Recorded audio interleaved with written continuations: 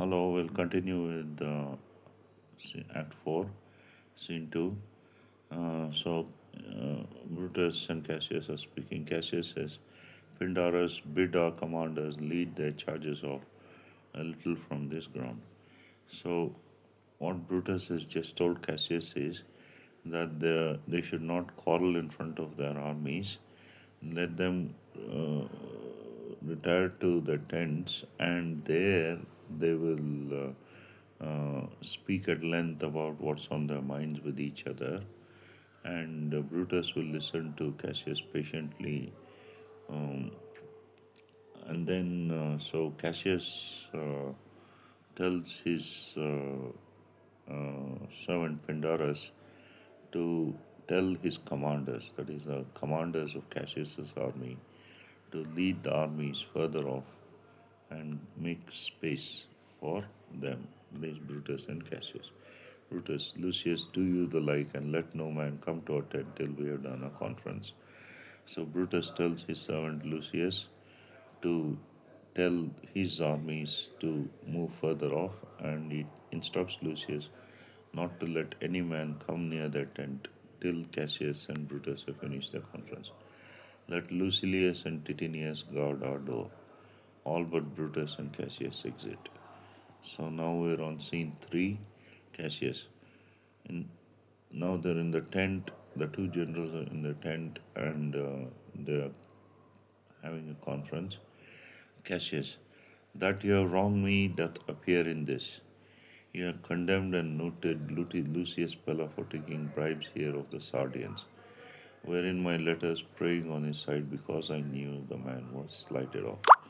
So Cassius tells Brutus how Brutus has done him wrong, uh, that Brutus had condemned a soldier called Lucius Pella, and Lucius Pella had taken bribes of the localites, that is, the Sardians, there in Sardis. So Lucius Pella had taken bribes from the Sardians, and Brutus had perhaps imprisoned Lucius Pella, and Lucius Pella had uh, im- implored Cassius to speak on his behalf. Cassius had sent letters to Brutus about asking him to free Lucius Pella, but Brutus did not listen, and he kept Lucius Pella captive. Brutus, you wronged yourself to write in such a case. So Brutus tells Cassius that he did wrong to speak on behalf of a person who is corrupt, like Lucius Pella. For if a person takes bribes, he should not be spared punishment. So Cassius, in such a time as this, it is not meet that every nice offense should bear his comment. So Cassius says that in such a time as this, that is, the time then is wartime. So in wartime, it is not suitable that every small offense should be punished. Cassius, Brutus says, let me tell you, Cassius, you yourself are much condemned to have an itching palm, to sell and mart your offices for gold to undeservers. So Brutus tells Cassius that Cassius himself, has an itching palm. That is, he is corrupt himself. He asks for bribes, and he sells, you know, sells rank officers in his army in exchange for gold. And these officers whom Cassius has appointed are not deserving of such a place. Cassius becomes outraged. He says, I, an itching palm. He says, I am corrupt, you're saying. You know that you are Brutus that speaks this, or by the gods, this speech were else you're lost. So Cassius says that it's only the fact that Brutus is saying these things. If it were anybody else who said that such a thing, then that speech would be his last. Brutus, the name of Cassius honors this corruption, and chastisement does therefore hide his head. So Brutus says that it's only because Cassius has it's only because Cassius has himself been corrupt that instant chastisement or punishment is not given. So Cassius says, chastisement. He says, you're going to punish me? Brutus, remember March, the Ides of March, remember. Did not great Julius plead for justice' sake? And what villain touched his body that did stab and not for justice? So Brutus asked Cassius to remember the Ides of March, the 15th of March, on which Julius Caesar was stabbed by the conspirators, and which of the conspirators stabbed Caesar if not for justice?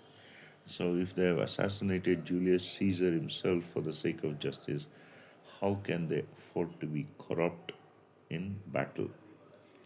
What shall one of us that struck the foremost man of all this world? But for supporting robbers, shall we now contaminate our fingers with base bribes and sell the mighty space of our large honors for so much trash as may be grasped thus? So he says, shall one of the conspirators who struck down the foremost man of all the world, this Julius Caesar, who stabbed Julius Caesar, who assassinated Julius Caesar, for supporting robbers, because Caesar was ambitious, because he got gold in whatever way he could get it. He Brutus says, we who have struck down a man for supporting robbers, yes, shall they now contaminate? That is, shall they now make their hands diseased with bribes and sell mighty honors in their armies for so much gold as can be grasped in one hand? In that, in who? So Brutus says, "I'd rather be a dog and bathe the moon than such a Roman." So Brutus says that he would rather be a lowly dog than a Roman who supports corruption. Cassius, Brutus, bait not me, I'll not endure it. So Cassius says to Brutus not to tempt his patience further. Don't bait him, just as a bear is tied to a stake and the dogs are let loose on it, just as the bear is baited by the dogs. Uh, Cassius is saying that Brutus's words are baiting him, and he says he'll not endure, he'll not bear it much longer with patience. You forget yourself to hedge me in. So Brutus is driving Cassius into a corner where he can only commit violence against Brutus. So Brutus is forgetting himself in talking in such a way. So Cassius says, I'm a soldier. I, older in practice, abler than yourself to make conditions. So Cassius says that he's a soldier, he's older in um, battle battle experience, and he's more able, he's more capable than Brutus to make conditions during wartime. Brutus, go to, you're not Cassius. So Brutus says, this is not Cassius who's speaking. Cassius, Brutus says, I am. I say you're not. So Cassius, urge me no more, I shall forget myself. So Cassius says, don't say anything else, or he'll do something which will make him forget himself and he'll commit violence against Brutus. Have mind upon your health, tempt me no further. So think of your health, don't tempt him. So Brutus, away, slight man. So he calls him miserable, small man. Cassius, is it possible? So Cassius says, even after I have implored you not to speak like this, is it possible that you can continue like this? Brutus, hear me, for I will speak. Must I give way and room to your rash choler? So Brutus says to Cassius to listen to him. He says, must he listen to whatever Cassius says when he's angry in his rash choler? So, shall I be frightened when a madman stares? So, Brutus asks Cassius, when if a madman stares, Cassius glares at him angrily. Should Brutus be frightened? Cassius, oh you gods, must I endure all this? So finally, Cassius, in great frustration, he prays to the gods. He asks them if he should endure all this. Brutus, all this I am over. Fret till your proud heart break. Go show your slaves how choleric you are and make your bondmen tremble. Must I budge? So Brutus says, uh, you can fret, you can become as frustrated that as will make your heart break. She asked Cassius to show his servants and bondsmen how angry he is, and he says he'll not budge an inch from his opinion. Must I observe you? Must I stand and crouch under your testy humor? So he asks if he, Brutus, should bend low and willingly obey what Cassius says when he is angry.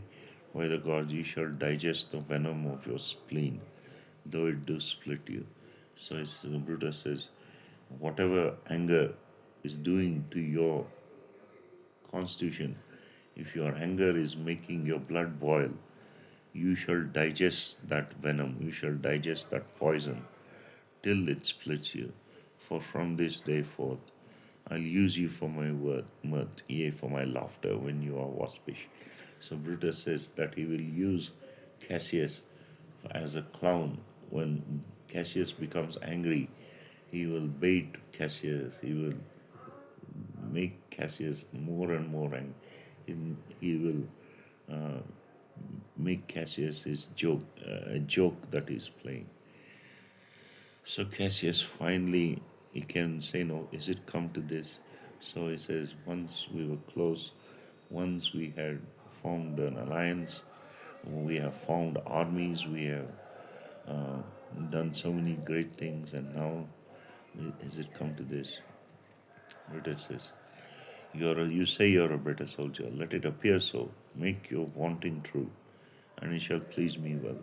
So Brutus tells Cassius, you say you're a soldier. So make your boasting, make your wanting true. Attack me, he says. And if Cassius attacks, it shall please him. For mine own part, I shall be glad to learn of noble men. So he says, if there were anybody who's noble, who's not corrupt, then he would be glad to learn of them. Cassius, you wrong me every way. You wrong me, Brutus. I said an elder soldier, not a better. So Cassius had just said that he was an elder soldier. He says that he had said he was an elder soldier, not a better soldier than Brutus. Did I say better? He asked. Brutus, if you did, I care not. Cassius, when Caesar lived, he does not have trade, thus have moved me. So Cassius says, even when Caesar was living, he would not have talked to me like this, out in the open. Peace, peace, you does not so have tempted him. So Brutus asked Cassius to calm down. He says he would not have tempted Caesar to talk to him like that. I does not know. What does not tempt him? For your life you do. So he says, as you live, you would dare not have tempted Caesar to do talk thus.